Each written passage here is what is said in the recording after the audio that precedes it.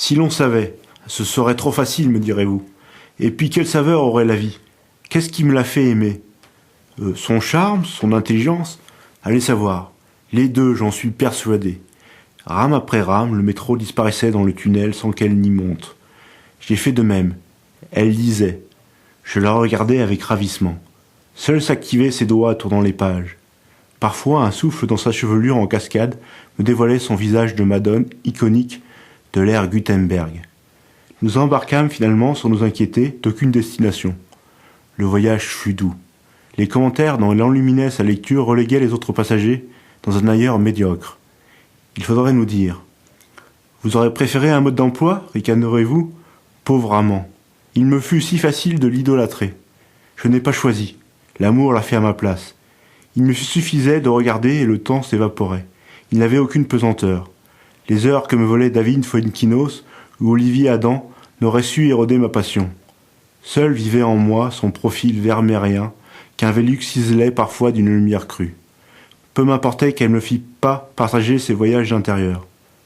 Tel un roi mage, je me laissais guider vers elle par les titres des livres qu'elle enchaînait.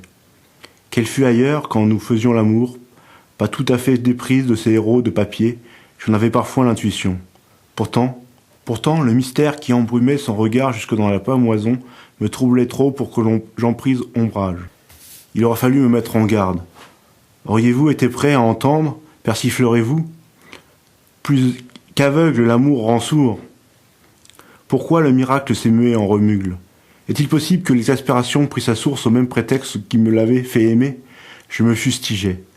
Se pouvait-il qu'à un moment je me sentis liquéfié de tendresse pour ce visage que me dérobait la Blanche de Gallimard, quand l'instant d'après je me m'agaçais de ne pouvoir l'en détourner?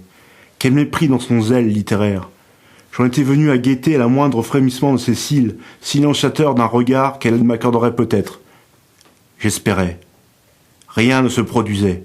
Je restais suspendu à mon espoir. Je rageais, je me désagrégeais. Je haïssais ces amants de papier qui me la ravissaient volume après volume. Un cendrier alourdi par ma hargne mit fin à l'insupportable. Ni toi, ni moi de Camille Lorenz s'écorna en tombant de ses mains, me livrant enfin ses yeux. Un étonnement naïf leur procurait une teinte émouvante. Puis la douleur et le sang s'écoulaient de sa tempe, crispèrent ses traits de terreur.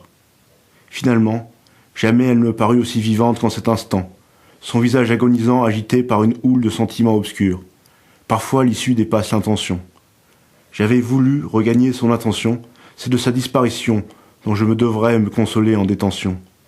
Pour saisir ce qui me la ravissait, il me faudrait y dépecer ses livres, seul légataire de ses songes. De l'amour et des livres, Philippe Leroyer.